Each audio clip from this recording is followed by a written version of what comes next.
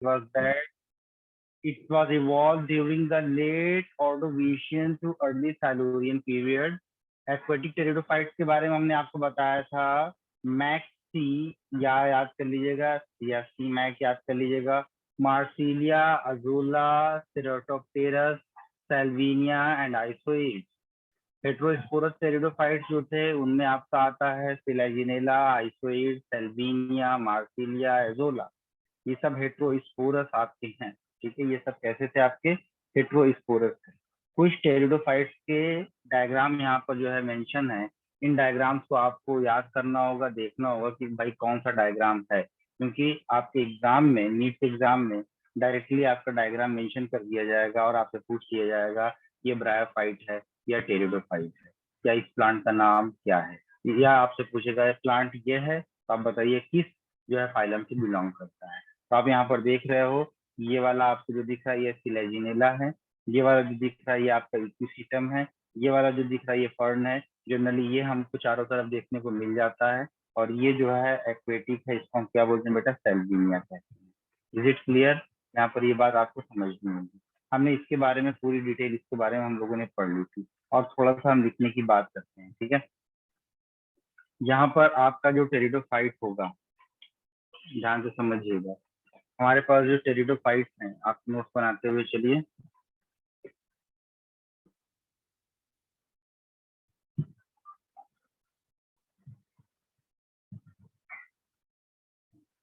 देखिए,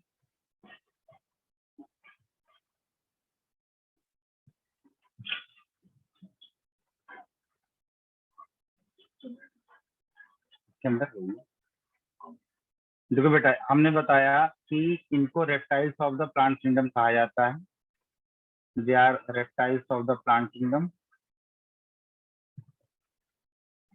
reptiles of the plant kingdom. ठीक, the reptiles of the plant kingdom. First thing, इसमें आपका जो स्पोरोफाइट होता है वो स्पोरोफाइट डोमिनेंट होता है, और जो गैमेटोफाइट होता है इसके ऊपर पार्शली डिपेंडेंट होता है।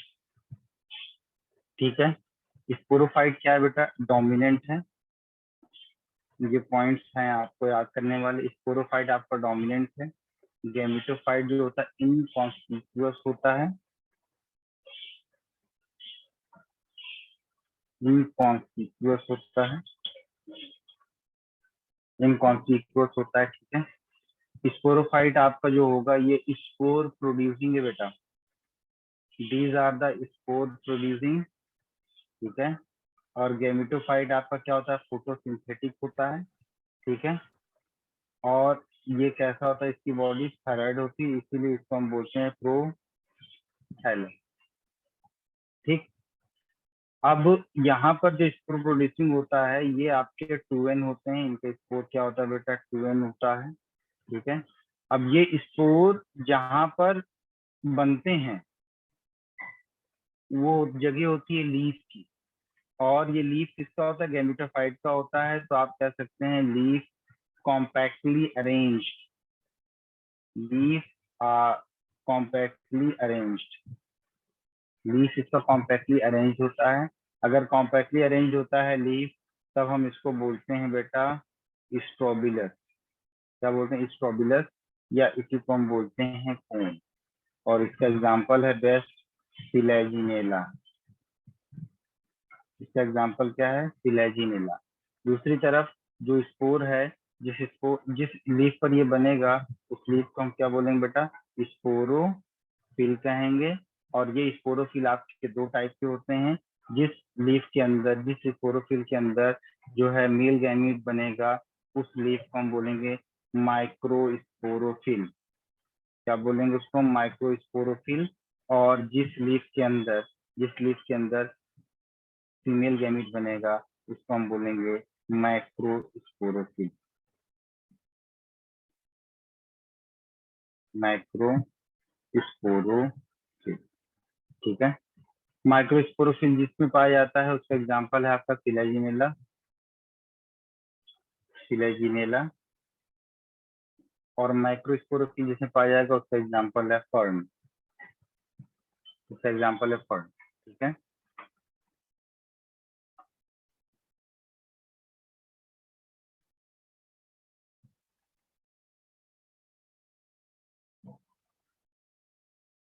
तो बड़ा सिंपल सा आउटलुक है, आप इसको देखिए। सिंपल सा आउटलुक ये है कि आपका ये जो डिप्लॉयड ऑर्गेनिज्म है, यानी स्पोर है, स्पोरोफाइट आप इसको बोलते हैं या स्पोरोफिल आप कहिए, इससे आपका क्या बना बेटा? स्पोर बना। इससे आपका बना स्पोर। स्पोर का हुआ क्या? जर्मिनेशन। स्पोर का हुआ जर्मिनेशन। जर्मिनेशन से क्या बना? आपका प्रोथैलस बना। सिंपल सा कंसेप्ट है, इससे पहले जैसे पढ़ते आए हो। प्रोथैलस बना। प्रोथैलस के अंदर क्या बना बेटा? गैमेटोफाइट बना। ठीक है, गैमेटोफाइट बना। इस गैमेटोफाइट से क्या बना बेटा? गैमीट बना। ठीक है, मेल गैमीट अलग बना और फीमेल गैमीट अलग बना। ठीक है, अब ये दोनों गैमीट जब आपस में फ्यूज हो गए तो जो स्ट्रक्चर हमें मिला, उस स्ट्रक्चर को हमने क्या कहा? जाइगोट कहा। ठीक है, अब इस जाइगोट से वापस से क्या बनेगा बेटा? स्पोरोफाइट बनेगा। ठीक, ये इसका बड़ा सिंपल सा एग्जाम्पल है। हम यहाँ पर जो आपका एग्जाम्पल लेते हैं वो एग्जाम्पल होता है फर्न का, जो हमारे सिलेबस में है। बहुत सारी चीजों का एग्जाम्पल हमें नहीं पढ़ना है। फर्न, फर्न के बारे में आपको मैं बताऊं कि ये जैसे ये ग्राउंड है, विचार बेटा ये हमारा ग्राउंड है। ठीक है, ग्राउंड के अंदर आपको क्या पढ़ा पाया जाता है बेटा? अंडरग्राउंड स्टेम पाया जाता है। फिर इसके नीचे क्या पाया जाता है बेटा? आपका रूट्स पाया जाता है। ये आप स्ट्रक्चर आप देखो ऐसे इस तरीके से, ये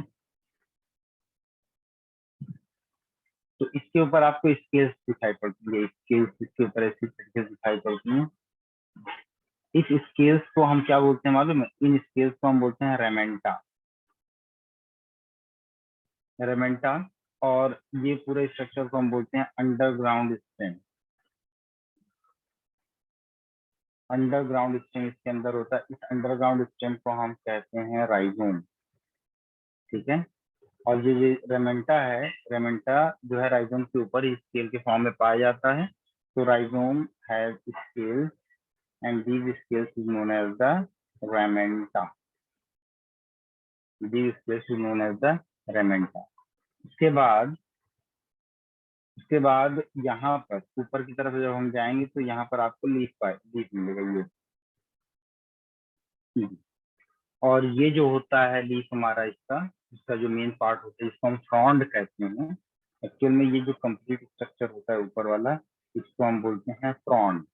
ठीक है, क्या बोलते हैं इसको हम? फ्रॉन्ड। फ्रॉन्ड के अंदर पाया जाता है लीफ। और लीफ किस तरीके से अरेंज होता है?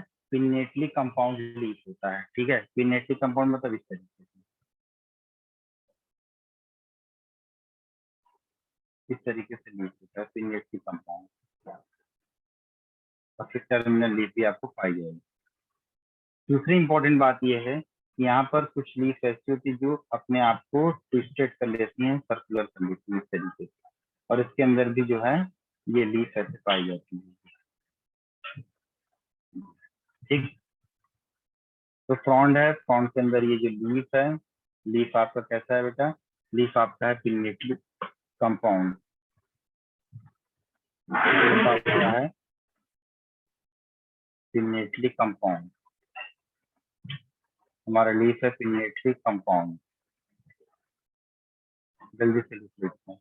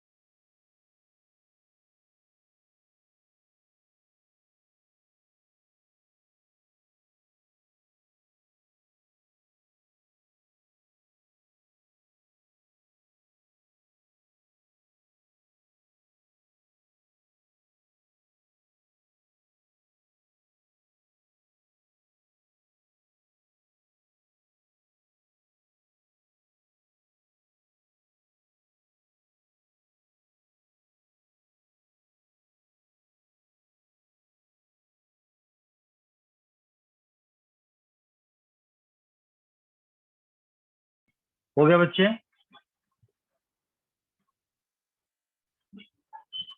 Hello hello hello hello. हो गया सर। हो गया।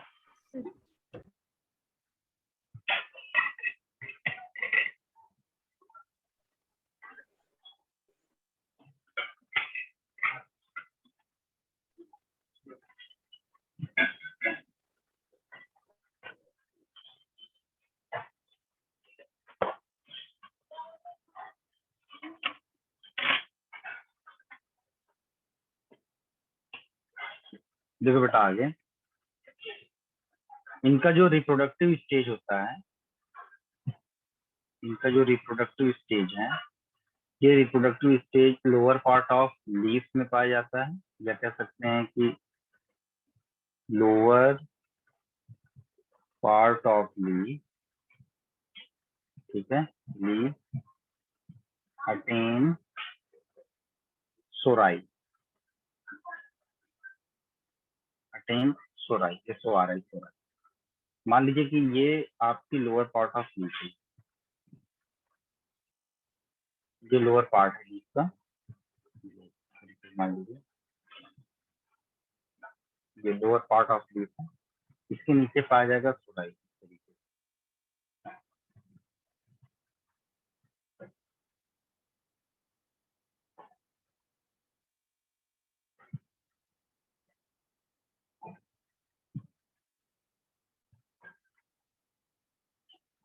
ये सर्कुलर मैनर में दिख रहा है, इसको हम बोलते हैं सोराई, ठीक है।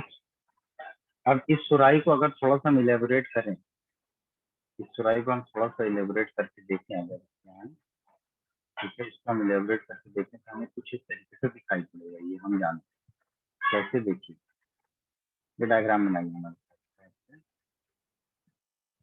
जैसे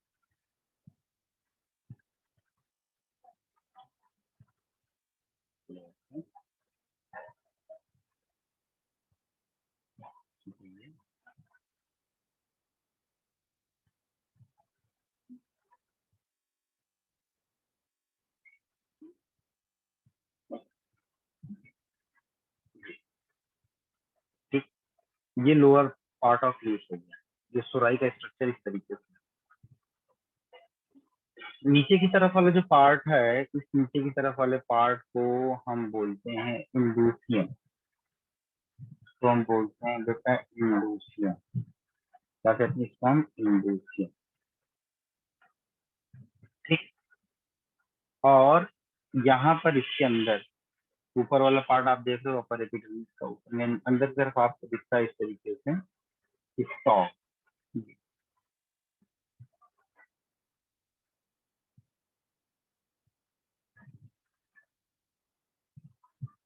इस तरीके से आपको दिखता है स्टॉक।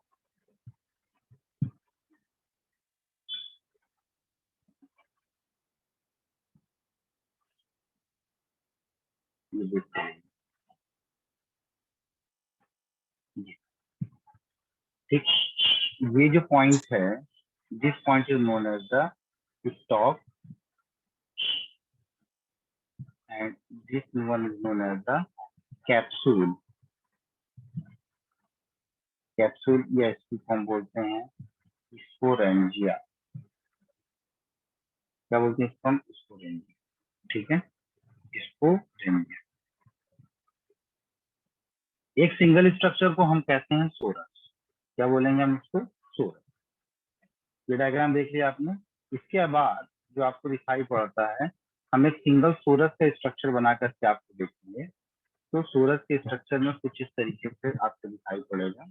ये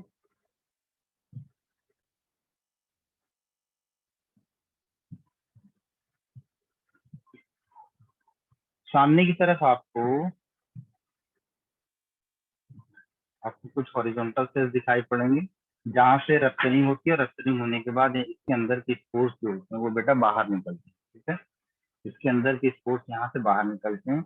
इससे इसके इसमें जो सेल्स, हमने इसको ऐसी तरीके से अरेंज किया है।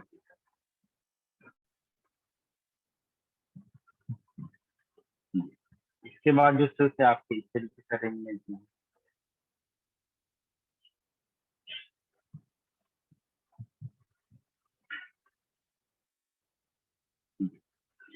ये जो हिस्सा है इसको हम कहते हैं स्टोमियम,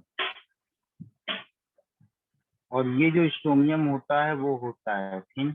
जब थिन होगा तो थोड़े से प्रेशर में भी क्या हो जाएगा, वो रप्चर हो जाएगा, और रप्चर होने के बाद इसके अंदर से जो स्पोर्स हैं वो बाहर निकल जाएंगे। तो this is the site of rupturing, ठीक है, this is the site of rupturing, this is the site of rupturing, this is the site of rupturing, ठीक है। और ये आपको छोटा सा स्टॉक यहाँ पर दिखाई पड़ता है। अब इसके अंदर, या पहले बाहर वाली बात बता दें, ये क्या है बेटा, ये एक रिंग लाइक स्ट्रक्चर बना रहा है, इसलिए इसको हम बोलते हैं एनुलस। और ये जो एनुलस होता है ये आपका थिक वॉल्ड है, ये एनुलस आपका थिक वॉल्ड है। और इसके अंदर बच्चे, इसके अंदर मिलेगा आपको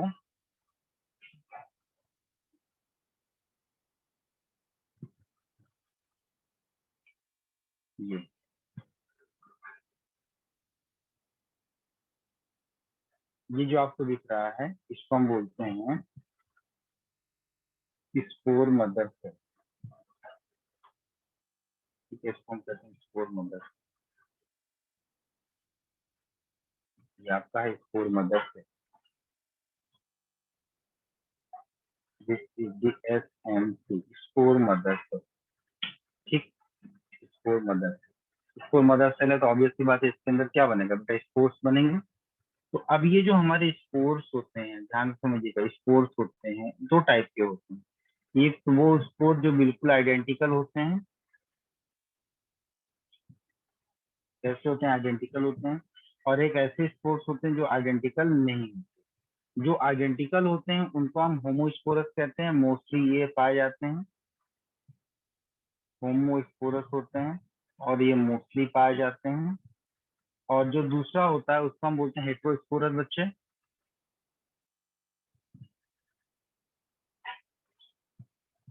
हेट्रोस्पोरस। हेट्रोस्पोरस स्पेशली आपके किसमें मिलता है, फिलेजिनेला, सेल्विनिया,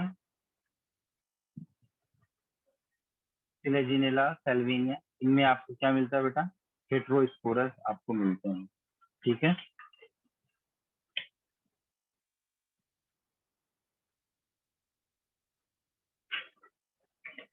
ये मैंने मोटा मोटा एग्जांपल दिखाया, जल्दी से कर लो इसको।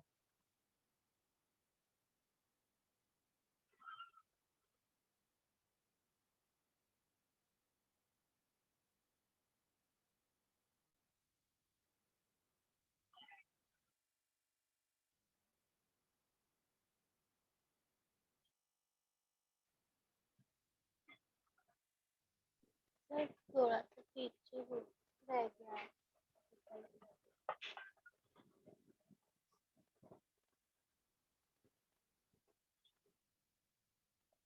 Yes sir. अब यहाँ पर जो हेट्रोस्पोरस बताया जा रहा है तो इसको आप ध्यान से समझिए। हेट्रोस्पोरस का मतलब क्या हो गया कि आपका एक बनेगा क्या, मेगा स्पोर बनेगा, और एक बनेगा क्या, माइक्रो स्पोर बनेगा। और ऑब्वियस सी बात है जो मेगा स्पोर बनेगा वो किस पर बनेगा, मेगा स्पोरेंजियम और mega sporophyll, mega sporangium on mega sporophyll. और माइक्रोस्पोर जिस पर बनेगा वो होगा microsporangium on microsporophyll, microsporangium on microsporophyll, ठीक है। जो मेगा स्पोर है वो बड़ा है, बड़ा है जिसका मतलब कौन सा गैमेट होगा, ये फीमेल गैमेट होगा। और माइक्रो है तो इसका मतलब ये कौन सा गैमेट होगा, मेल गैमेट होगा, ठीक है। फीमेल गैमेट है तो इसका मतलब ये होगा आपका एग, मेल गैमेट है तो ये क्या होगा, स्पर्म, ठीक।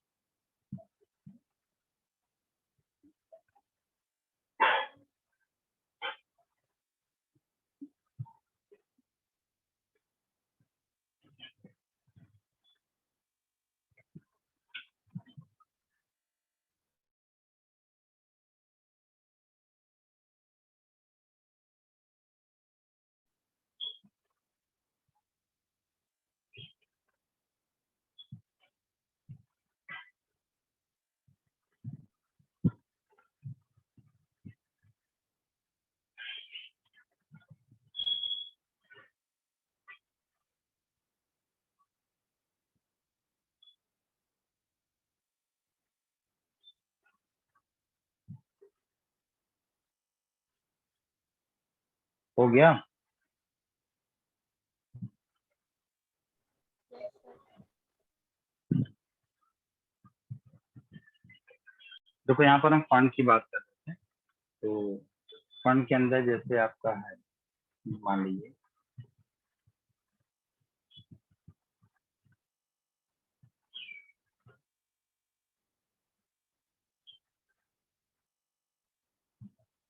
फंड की बात हम कर रहे हैं। ये आपका स्पोर मदर सेल, जो कि किस नेचर का है बेटा? Diploid nature. क्या है? डिप्लॉयड नेचर का है। ठीक, ये है आपका डिप्लॉयड नेचर। अब इसके अंदर हमने करवानी है मियोसिस। तो इसके अंदर हमने करवा दी मियोसिस। मियोसिस के बाद आपको 4 हैप्लॉइड, 4 हैप्लॉइड आपको क्या मिल गए बेटा? स्पोर्स मिल गए। ठीक है, इससे आपका क्या बनेगा? इनिशियल तौर पर प्रोथैलस का फॉर्मेशन होगा इस तरीके से। ये जर्मिनेशन है इसका। आगे चल करके इसका स्ट्रक्चर बिल्कुल हार्ट शेप का स्ट्रक्चर बन जाएगा, ये ऐसे।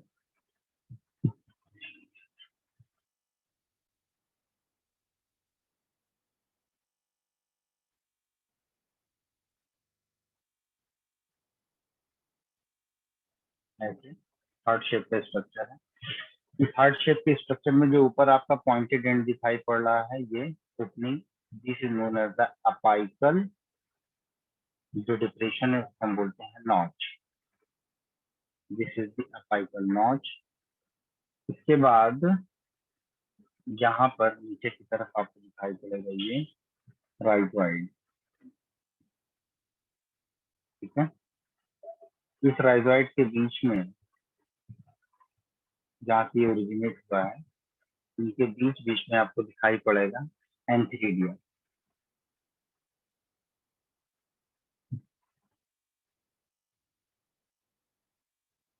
ये है एंथीरिडियम,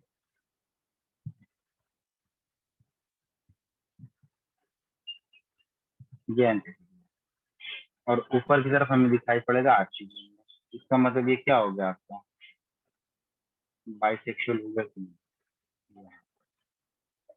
ये जो है इसको बोलते हैं आर्चिडियम।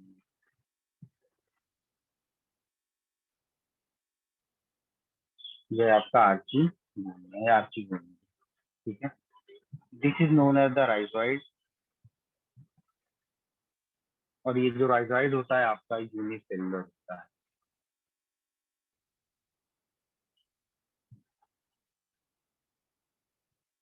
This rhizoid is unicellular. इसको हम बोलते हैं बेटा प्रोथैलस। और ये कैसा होता है? ग्रीन होता है। ग्रीन होने की वजह से दे परफॉर्म द फोटोसिंथेसिस। ठीक है,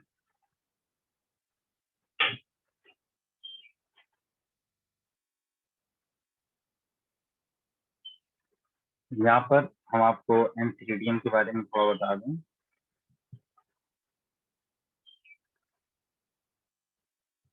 जो एंथीरिडियम है, ठीक है, एंथीरिडियम के अंदर क्या बनेगा बेटा? हमको पता है मेल गैमेट बनेगा। और वो मेल गैमेट क्या है आपका? ये इसका हेटेरोफाइट का स्पर्म है, फंड का स्पर्म है। ठीक है, स्पर्म जो होता है ये कुछ इस तरीके से होता है।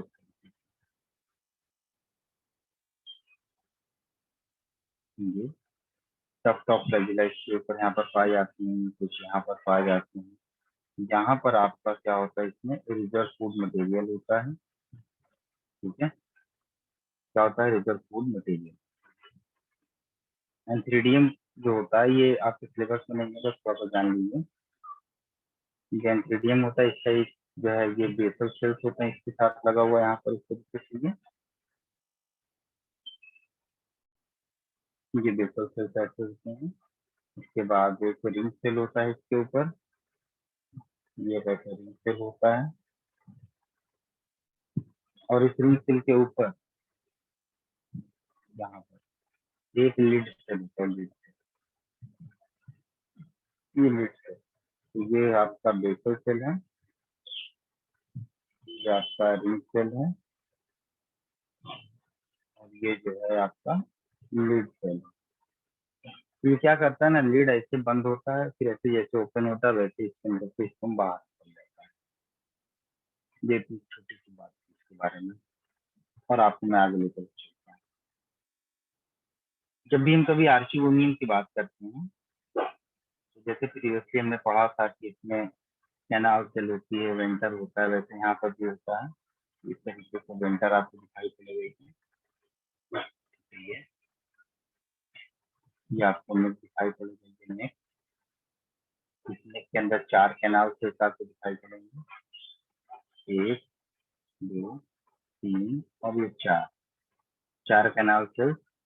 और इसके चारों तरफ आपको ये लाइनिंग दिखाई पड़ेगी जो एपिडर्मिस की डेरिवेटिव है, और बीचों बीच में आपको यहाँ पर दिखाई पड़ेगा एक, ठीक है, इधर दिखाई पड़ेगा आपको, ये एक दिखाई पड़ेगा।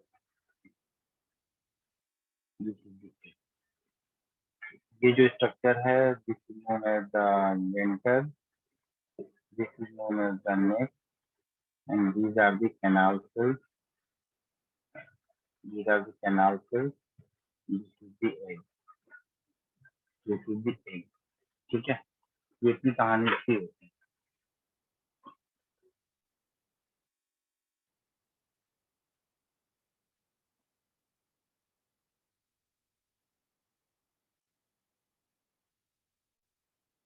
और एक खास बात मालूम है, जो नेक कैनाल सेल्स होती है ना, ये बाई न्यूक्लिएटेड होती है, इसके अंदर 2 न्यूक्लियस पाए जाते हैं।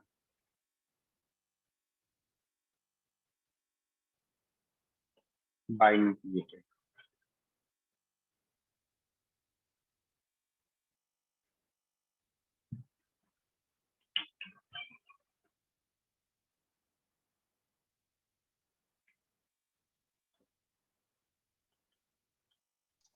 तो पीछे वाली स्लाइड कर दीजिए।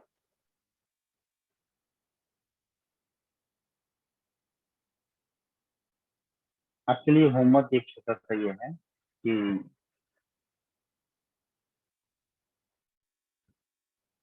फीड हैबिट अबाउट टेरिडोफाइट, अब हमें कल करके बताएंगे।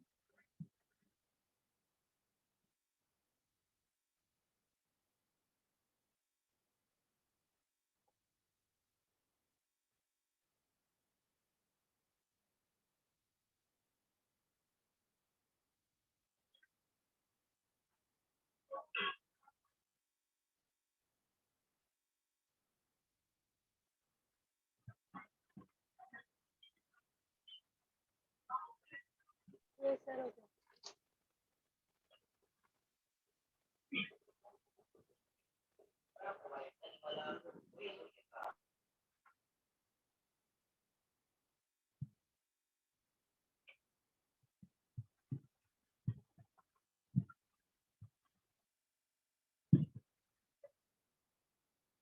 चलो कुछ अचंभे वाली बात बताते हैं आपको। हॉस्टेल,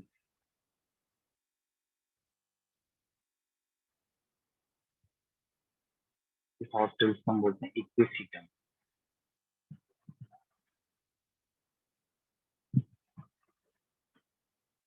हॉस्टेल या इक्विसिटम।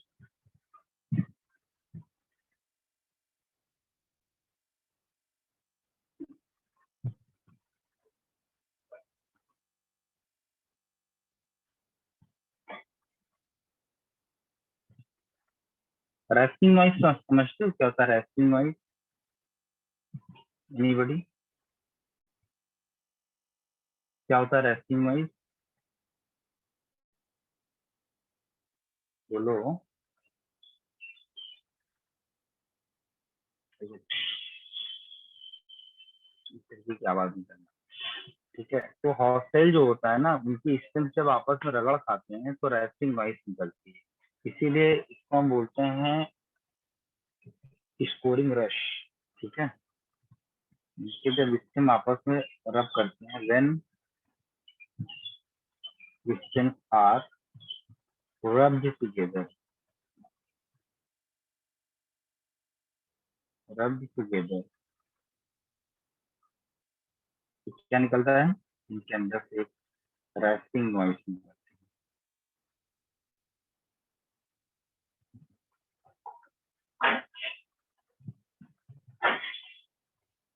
ठीक है, इसीलिए इसको हम कॉमनली क्या बोलते हैं,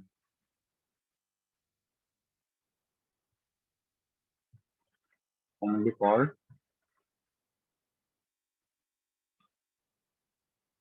स्कोरिंग रश। ठीक है,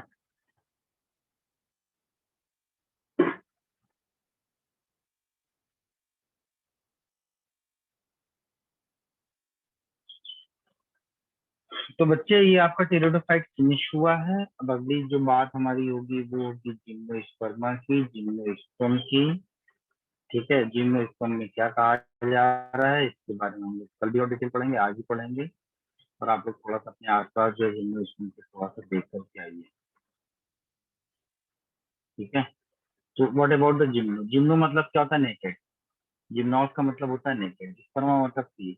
यानी कि इसमें जितने भी प्लांट्स होंगे सारे के सारे प्लांट्स जो होंगे, ovules are not enclosed by any ovary wall and remain exposed.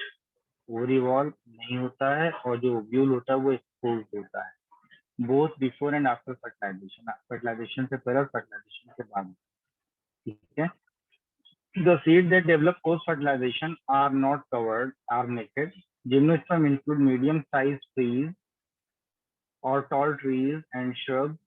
One of the gymnosperm, that giant redwood tree, that is a Sequoia sempervirens, is one of the tallest tree species. The roots are generally taproot. Roots in some genera have fungal association with the mycorrhiza, while in some other cycles, small specialized roots called the corallite roots are associated with the nitrogen-fixing cyanobacteria. ठीक है, the stems are unbranched, branched, branch किसके अंदर होता है, cycas के अंदर होता है, अंडरलाइन करिए। ब्रांच किसके अंदर होता है, पाइनस और सेजरस के अंदर होता है। एंड द लीव्स में बी सिंपल या कंपाउंड। साइकस के अंदर पिन्नेट लीफ होती है, परसिस्ट फॉर फ्यू ईयर्स, कई सालों तक उस पेड़ के साथ लगी हुई रहती है। The leaves in gymnosperm are well adapted to withstand extreme of temperatures, humidity and wind. ठीक है, इन कोनिफर्स, जो कोनिफर फॉरेस्ट होते हैं वो, द needle like leaves reduce the surface area, their thick cuticle and sunken stomata also help to reduce the water loss। ये सारी कहानी आपको समझ में आनी चाहिए। सनकन स्टोमेटा मतलब स्टोमेटा डीप होते हैं और ये जो है रात के समय में ओपन होते हैं, क्यूटिकल इनकी थिक होती है, लीफ इनकी पतली और निडल लाइक हो जाती है, जिसकी वजह से सरफेस एरिया क्या हो जाता है, कम हो जाता है, ताकि वाटर का जो है जो वो ट्रांसपिरेशन है वो कम से कम हो सके। ठीक, ये कहानी आपको अच्छे से क्लियर हो गई। ठीक है,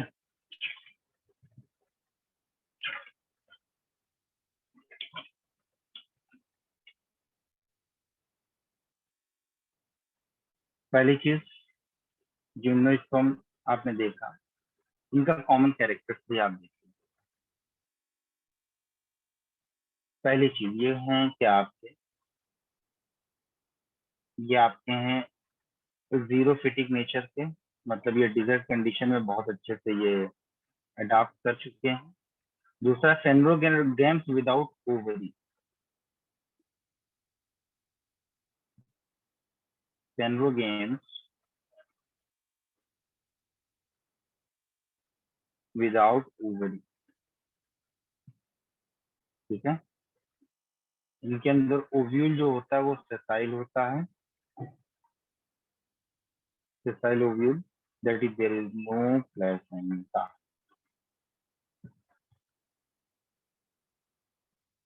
देयर इज नो प्लेसेंटा। ठीक है,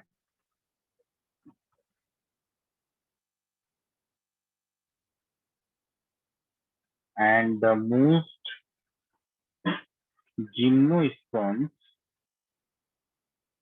most gymnosperms produce huge amount of pollen grain।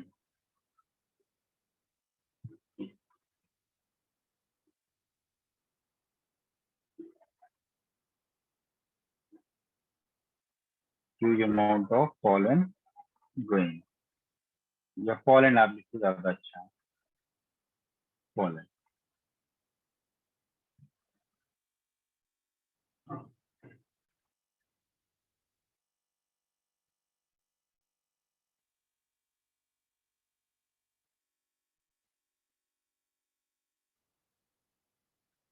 Important note इसमें ये है कि आपका ये जो साइटस है आपका मेटासिपोलिया है, मेटासिपोलिया है, और आपका जिंगो बाइलोबा है। इन सब को हम बोलते हैं लिविंग फॉसिल। क्या ये लिविंग फॉसिल? इन प्लांट्स के अंदर यानी जिम्नोस्पर्म के अंदर पॉलीएम्ब्रियोनी कॉमन चीजें हैं। Polyembryony very common, polyembryony very common, ठीक है।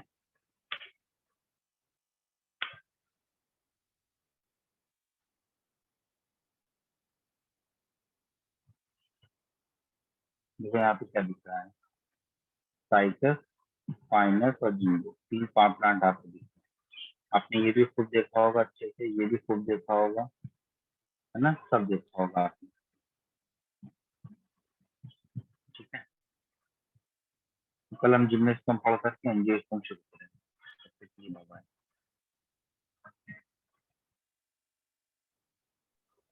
ठीक है बच्चे। Yes sir.